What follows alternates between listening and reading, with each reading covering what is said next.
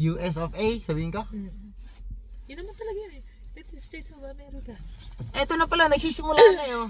Hi guys, kamusta kayo? So tara, samahan niyo ako, bibiyahe tayo ngayon ulit ang biyahe naman natin ngayon ay sa US of A, sabi ni Kay. US of K. No, USA. Pupunta tayo na USA ngayon. So, yun yung sabi sa akin ng dispatch ko. Dalawang location yung pupuntahan ko eh. Isa sa Indianapolis in I don't know, Indiana. And yung isa naman is Odessa, Texas. Pupunta tayo ngayon ng Texas. Tara, samahan niyo ako guys. So, pre-trip muna ako. Kakarating ko lang dito sa yard. Tara. Di ba wide angle mo? Dito ka sa kabila. Ang daming ano ni boss. Utos.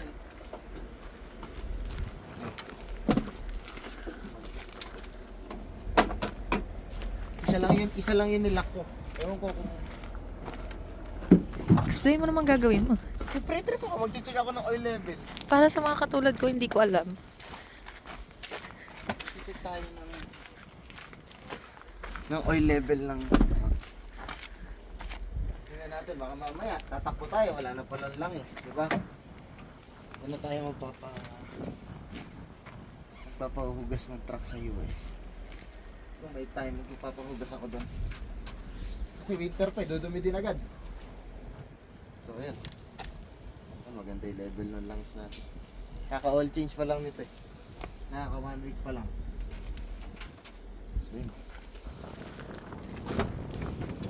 Natin yung langis.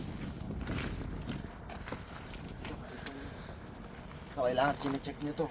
Baka kasi maluwag. Pag ito naputol, Ano ba yan? matagal-tagal lang antayan ng rescue nito. Itong belt. Yan, inaabot ko yan. Hindi ko alam kung paano niya to ginagawa. Ang lamig-lamig. Para sure, walang aberya. Diba? Tapos, yun lang. Yun yung mga una ko chinecheck. Kasi kakagaling ko lang na ano eh. Na kakagaling lang din ito sa shop. So, in-oil change siya. Chinek rin siya nung mechanic namin. Ayun, dun. Doon, ayun o. Ayun yung shop, pakita mo. Ayun yung shop. Doon daw. Banda rin na natin. Wala, lamig yung kamay ko. Pero syempre chinek ko to, nag-post trip ako kaya yung kabilang side hindi naka-lock. Itong side lang na to. Nag-post trip ako nung dumating ako. Let's go, banda rin natin. Bali 2 days. 2 days tong patay.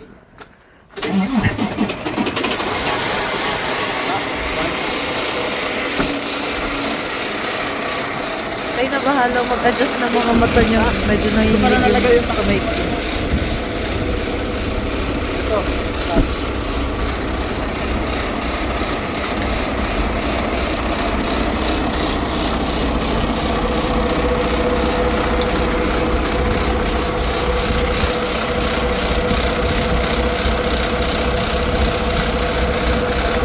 Push.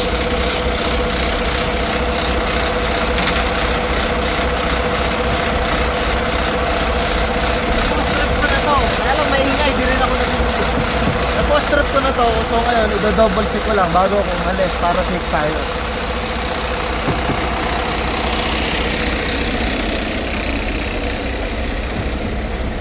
Kailangan niyo ba ito ginagawa? Every time? Ha? Kasi minsan lumuluwag itong mga to eh, shock. Tapos itong mga nuts na to. Pero okay lang din kasi nung nagpalit ako ng gulong, kaka-retort lang ng mga yan. And minake sure naman namin na sobrang higpit niya. Wala, nahulog pa.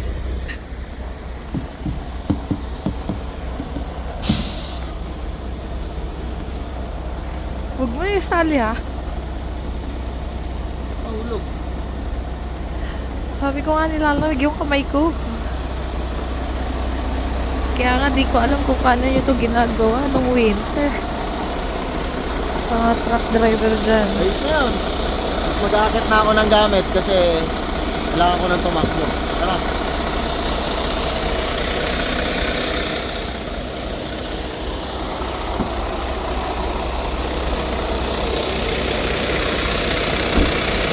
Bago pa malagay dun yung martilyo ko.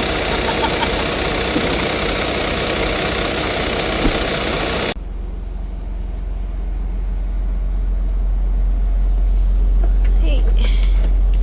Nandito tayo sa loob ng truck ni Shan. Nandun siya sa labas. Ako naman, ayusin ko tong mga baon na pre-repair ng mama niya. Lagyan natin yan sa mini fridge.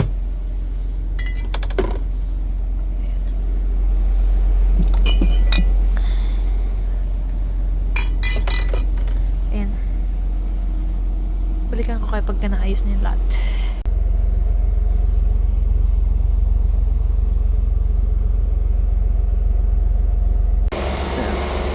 Tuyo na yung ano natin, oh, puro kalawang kasi winter. So, maglagay tayo na tong grease. Lagyan natin ng grease. Hehe. Tak tak tak tak lang to. Ala, matigas. Ayan.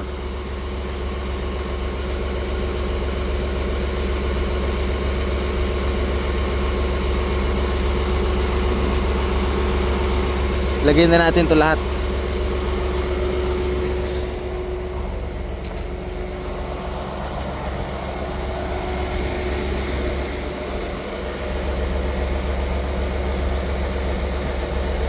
Ikakalat natin yan.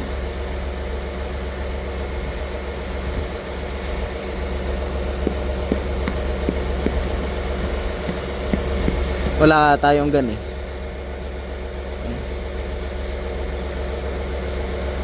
Yo. Or next time na lang siguro yung natira. Next time na lang to. Dahil masyado nang marami yon. Hindi sa akin pa na may takip. Yeah.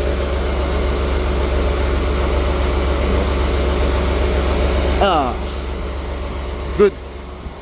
Papahiran ko na lang.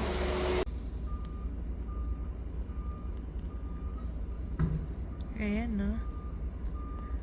Kakabit siya. Parang mali ata yun, ah. Magkakabit siya.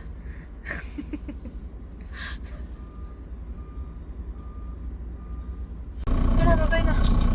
Maya ka na mo. Kwento mo muna sa'yo.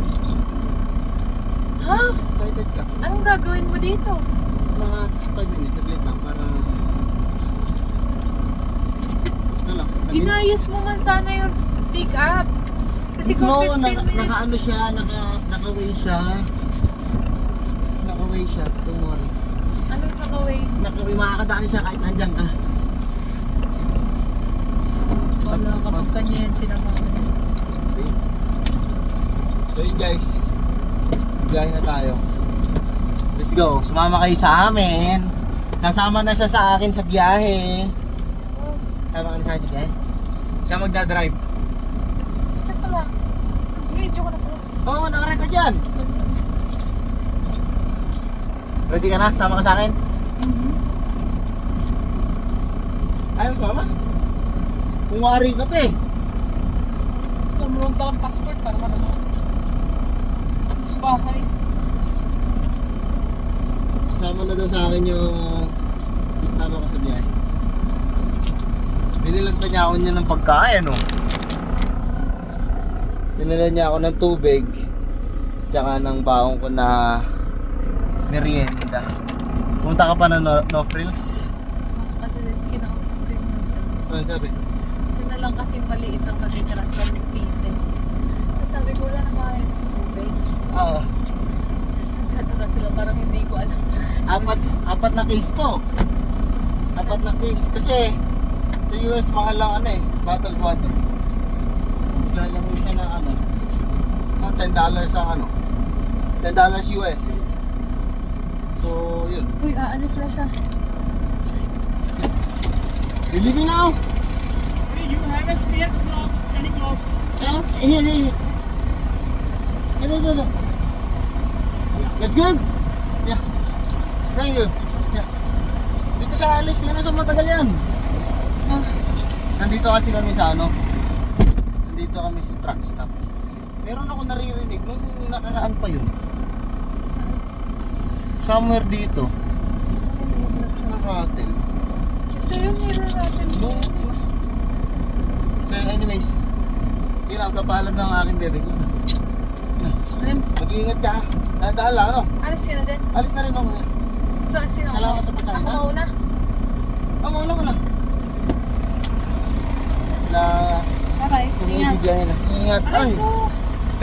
Okay, lati. Ingat. Love you. Dahan-dahan lang, ha? Alright, so... Sobrang...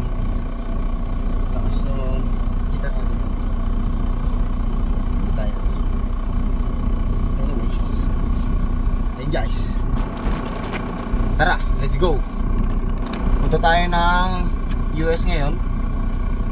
And then... let's see. Samahan niyo ako sa akin kaya. Punta tayo ng Indianapolis and then Odessa, Texas. Andan. Kasi dito lang ako pumark sa ano eh, maliit lang na truck stop to, malapit sa yard namin. Para okay. Para kunin yung tubig and yung ano, yung mga tinapay na binili sa akin, baon ko merienda. Okay, good.